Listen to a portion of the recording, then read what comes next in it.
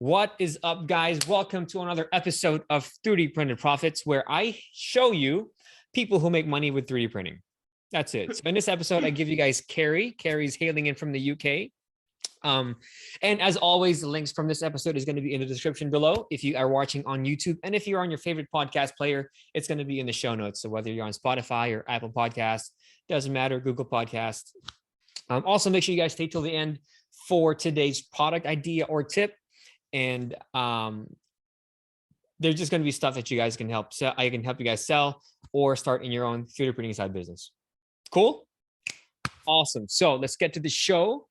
Kerrie, what is going on? Hi.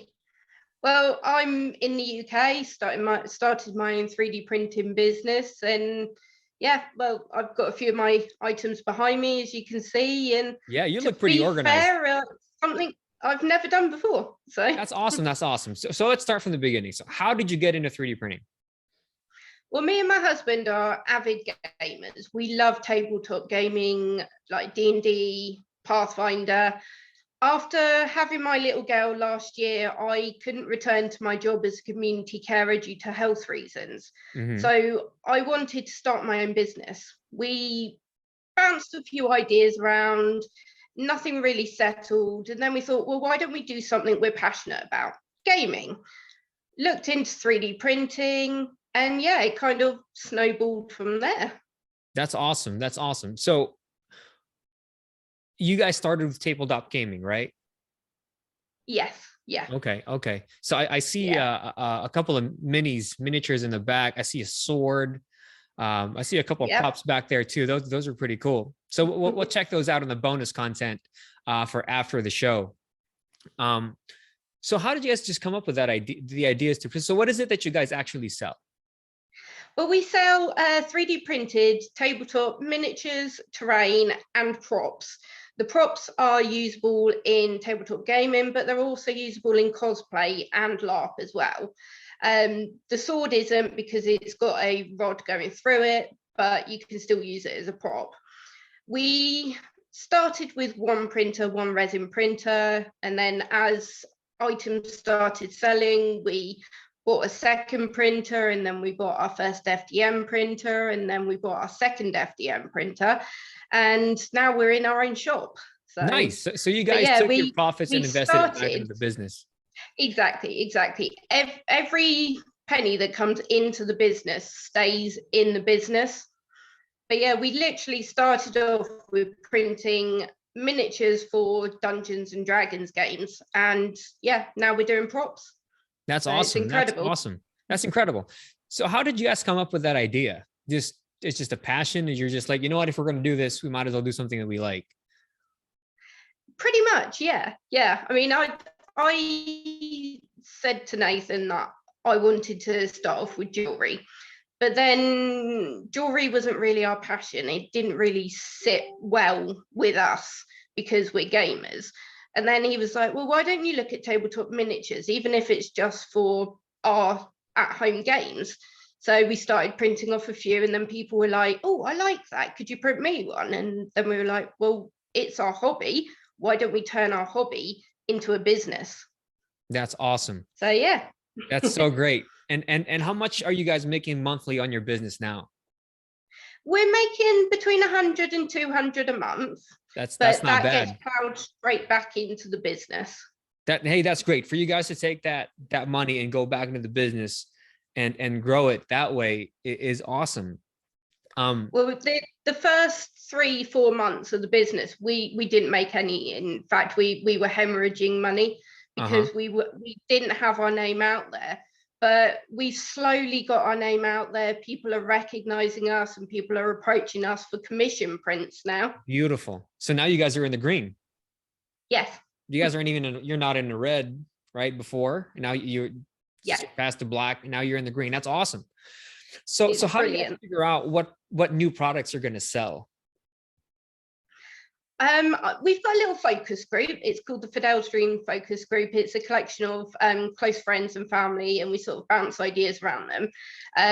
We backed a few Kickstarters. Before we backed them, we reached out to the focus group and said, do you think these will sell? And they were like, oh my God, I love these. You've got to get them. So we've backed them. We've started printing them. We put them up on Etsy. We put them up on our Facebook group and Instagram. And the response we had was incredible. So Awesome. we've sort of expanded from there. Beautiful. That's awesome. So how much time do you guys spend on developing new products versus just improving existing ones? I spend a reasonable amount because we don't just print people design. I actually design basic prints as well. Okay. There was a local Comic-Con event in April, and I actually designed and printed the lithophane boxes that they used for the trophies at the cosplay competition. And it came out absolutely incredible. So I'm really proud of that. That's awesome. So now that you guys have your machine, you have your, some resin machines. Let's go back to the beginning here a little bit. So how did you guys get your first clients and your first customers, and how did you guys drive traffic there? Our first customers were actually friends and family. Okay. I'm not sure whether it was a bit of, I'll buy something off of them to encourage them or give them a bit of hope or anything, but it gave us that confidence to go forward. We then started a Facebook group and a Facebook page. Then we opened an Etsy shop. Then I started up Instagram. And then after that, because the Etsy fees increased in April, I decided I'm going to close my Etsy shop, and we've actually got our own website now. Okay. So do you think that it's better to have your own website rather than Etsy? Yes. Yeah. That was my ultimate goal, to have our own website. So, why is that? Why do you feel like that's better than Etsy? Because of the fees. With the fees on Etsy, I have to increase my prices of my products, whereas on my website, I can keep them below the Etsy fees, because on my website, all I have is my monthly cost, and that is it. Now, it's actually, it's very refreshing to see females in the 3D printing world, right? Because I'm on this episode, and everyone who I've interviewed are men.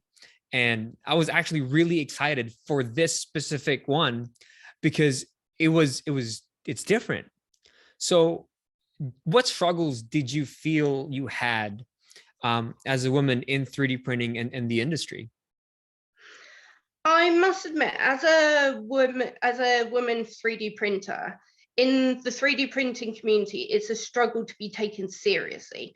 It's like I might reach out to a group and be like, look, I'm having this problem with my printer. What could it be? And I'll get the usual responses of level your bed. And I'm like, it's not a bed leveling issue. I know that. I've been over that 100 times. And then you get the usual comments of, oh, it must be this, dear, or it's this, sweetie. And it's, it's so condescending. It's very, very much. So it has been a struggle to be taken seriously. But I've also found that there are a couple of local 3D printing gentlemen who now I reach out to them if I've got a 3D printing issue, instead of asking like the wider community. But there's also a Facebook group that is specifically for women 3D printers. And we do talk to each other a lot in there, and we do help each other a lot in there as well. Awesome. Make sure you give me that link, and we'll put that in the show notes. Of course. Because I feel that women should be in more engineering stuff. Engineering, I believe, is mostly male dominated. That is a fact. But that doesn't mean women can't do it. You know what I mean? No. I have my own Facebook group with the cosplay and props groups, and there's women in there who can print just as well as the men. You know what I mean? If not better. But very much so. I mean, take the Cinderwing dragons.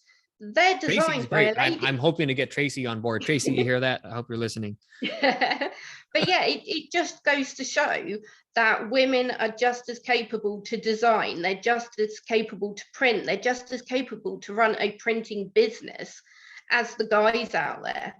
I agree. We should all be supporting each other. Right.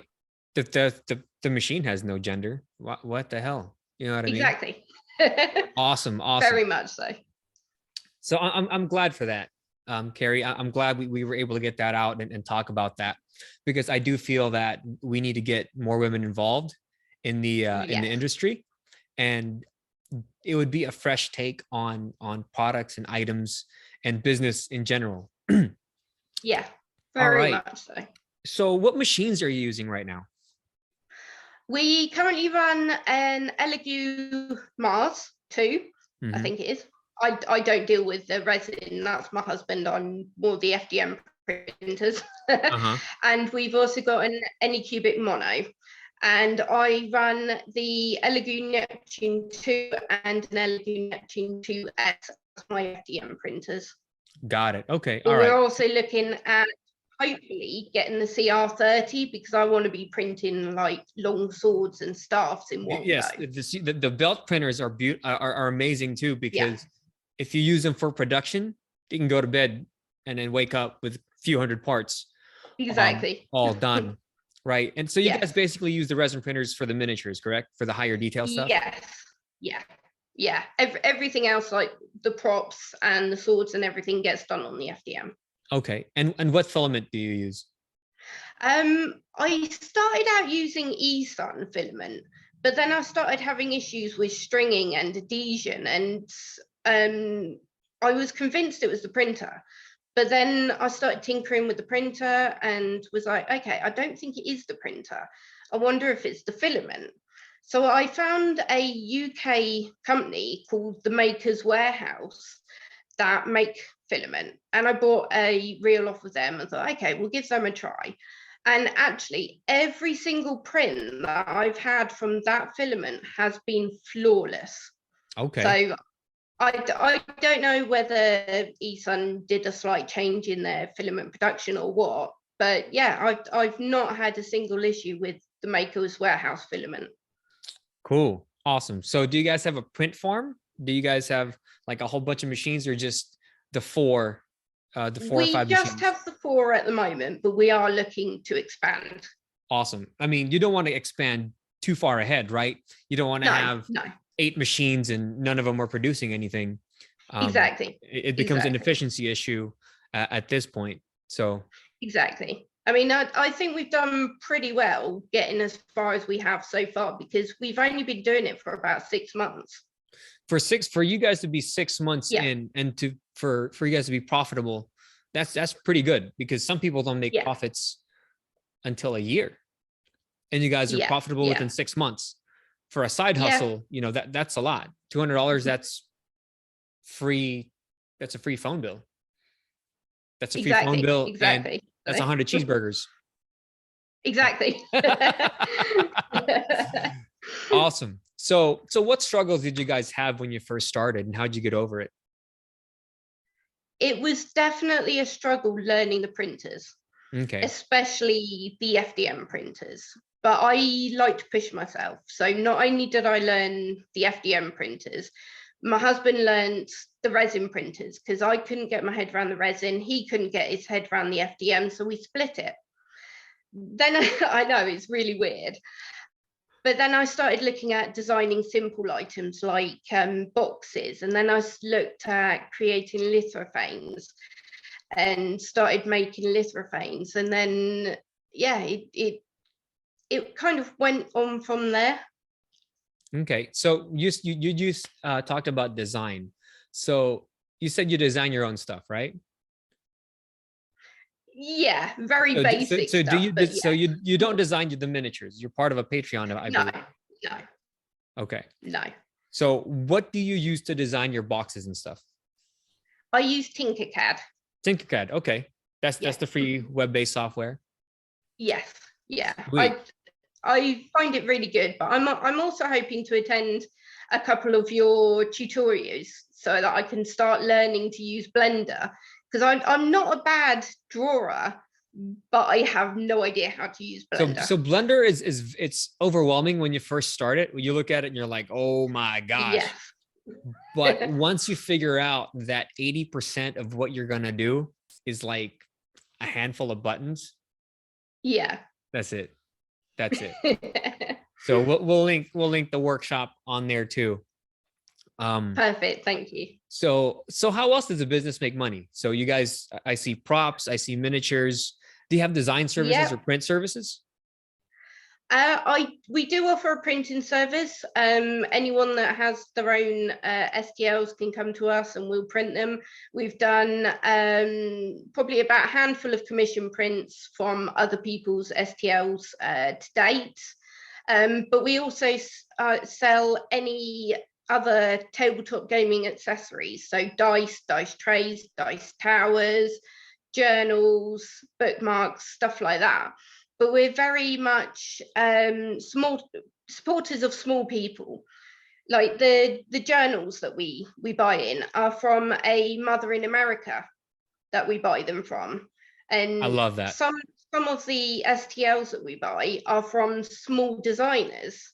Like we backed a Puppet Crusade Kickstarter, which unfortunately failed, but the designer still wanted his designs out there. So we've started supporting him through Patreon.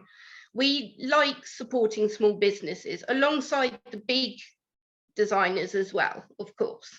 That's awesome. That just keeps everything moving, right? No one's just hoarding all the money there. So what kind of profit margins are you guys looking for when you guys sell your prints? I usually work out like how much it costs us. So in time, putting supports in if they don't come pre-supported, the filament or the resin time. And I try to make sort of like a 60% sort of profit margin, because that's what I've been advised to sort of look at. For 3D printing, that's actually really low. Oh, really? Okay. I think so, because I mean, for material itself, it should be about a 90% markup margin easily. Okay. And then adding the cost of the box and shipping and so on and so forth. You should be at the minimum 80% margins. So make sure you guys aren't undercutting yourself on there. Don't price it too low. The market has dictated price. And then so just follow that. Okay. No, that's really helpful. Thank you. You're welcome. So what options have you tried to increase sales? Like Etsy ads, free shipping, stuff like that. We haven't explored the free shipping option. I'll be totally honest. And where I'm looking at closing the Etsy account soon, I haven't looked at the Etsy advertising. We've done some of the Facebook advertising, and we're hoping towards the end of summer, if our profits go up a little bit more, that we'll be able to invest some of that money into a dedicated marketing campaign, whether it's through Facebook or any social media platform or any other avenue. But we're quite fortunate as well that a local company to where we are is a IT company, and they actually have a marketing specialization as well. So when we're in a position, we're going to approach them to help us with the marketing campaign. That's awesome. So you guys are in growth mode now, right? You guys are done with the startup. You guys have, you've gone through the trenches, and now you're in growth mode in your first year. So that next year you guys can actually reap in some of the profits and some of the fruits of your labor. That's what we're hoping, but we also know that sometimes you might like hit a level and you'll sort of like stay at that level for a bit and then start growing again. So we're not expecting to take a wage as per se until maybe year 3 or 4. I think you guys can do it in 2. I think you guys can do it in 2. I did it. I did it in one. I know for the most part, people are doing it in one. You guys can do it Okay. definitely in one or two. I know that. Well, Just thank keep you. pushing. That I gives me think you guys hope. can do that. So aside from um, the Instagram and the Facebook group, what else is working today in terms of marketing?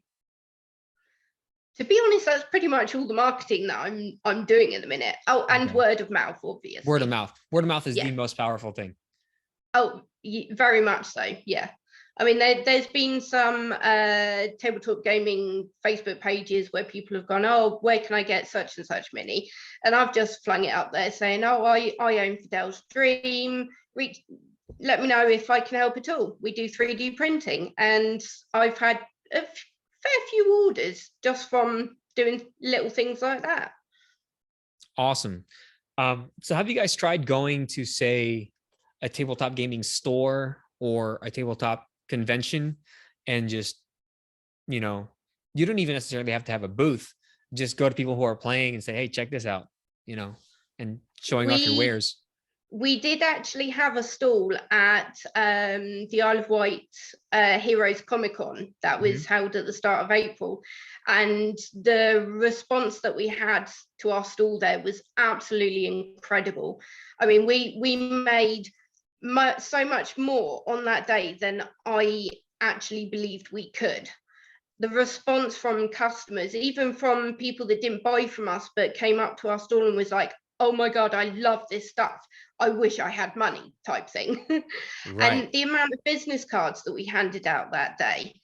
And we're actually booked at another local Comic Con in November. So we're hoping that that one will be a big success as well. Oh, well, I'm hoping definitely. It's June, November. Maybe we should schedule something in November so I can talk to you guys again and we can Oh, check up on wow. that. That'd be incredible. Yeah. That'd be great. Um, so what's next for you guys? What's going on in the future? What are you guys working on now?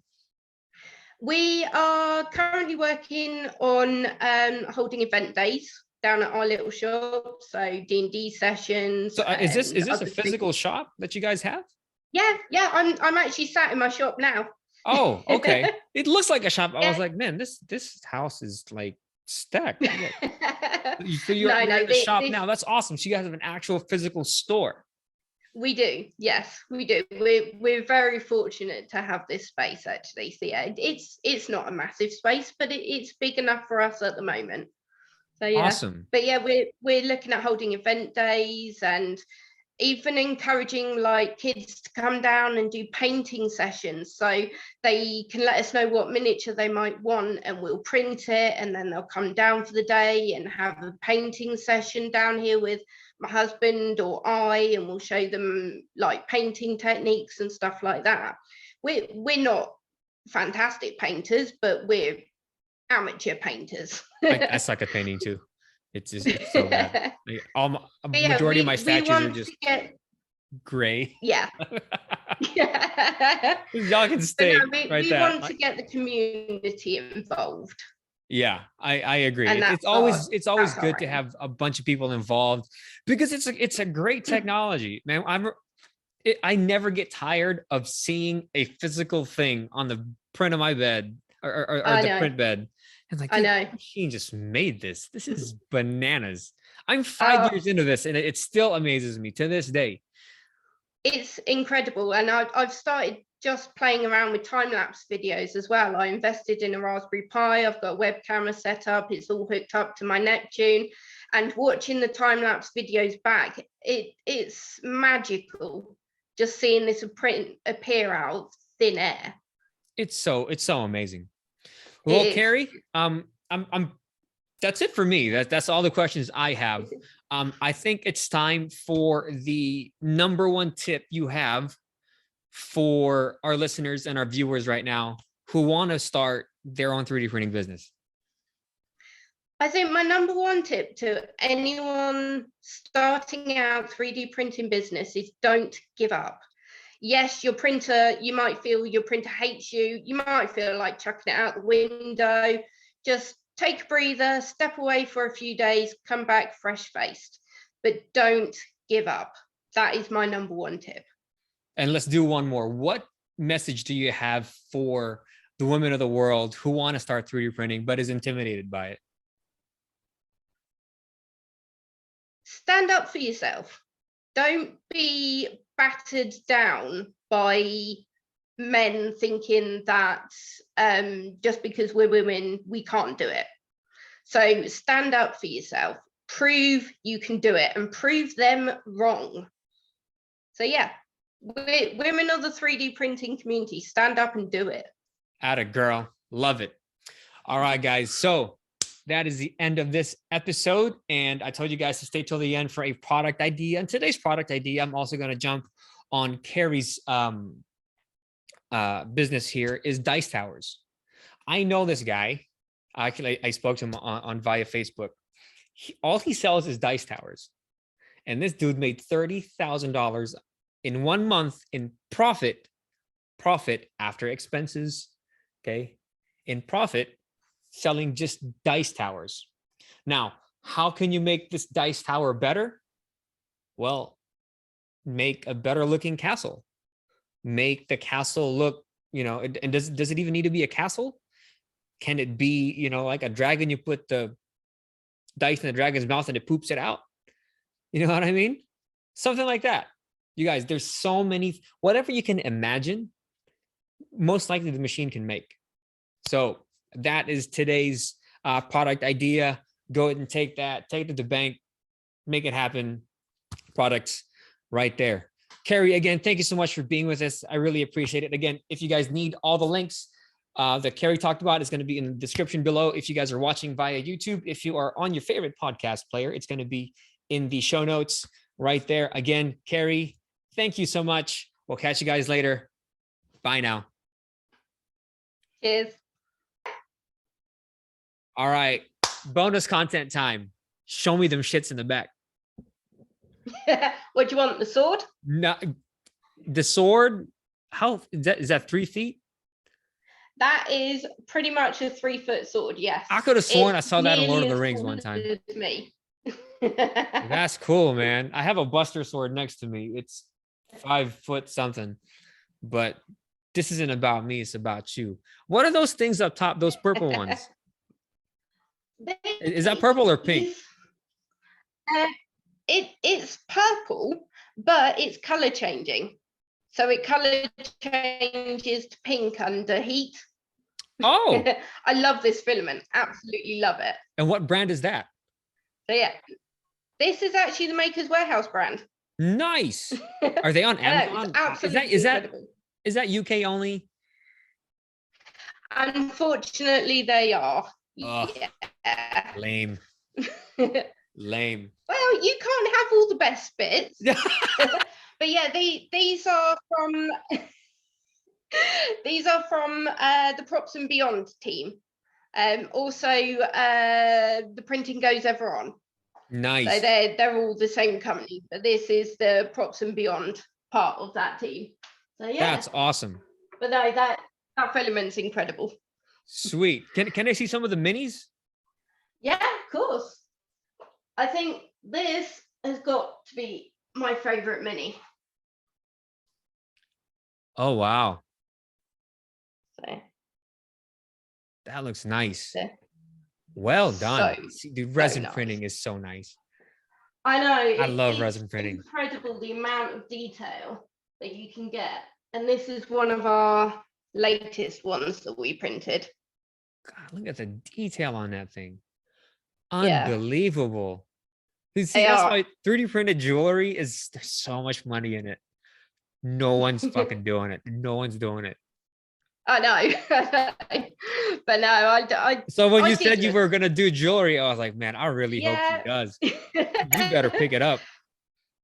Well, to be fair, I started printing out like 3D printed Witcher pendants and 3D printed dragon pendants. And how are those selling? They weren't really selling. Oh. So that's why we looked at a change. So okay.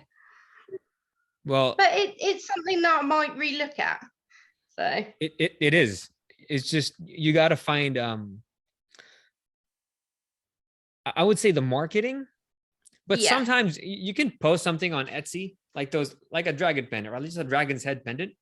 I put it on Yes. Etsy, and Etsy won't pick it up for months, and then Yeah. poof, 10 sales like that. That's true. Yeah, I might stick them on Etsy and see what happens. Yeah. So, Kerrie, again, thank you so much. That was a great episode. You're a great interview. So thank you. Appreciate that. No, thank you for allowing me to be part of your YouTube channel.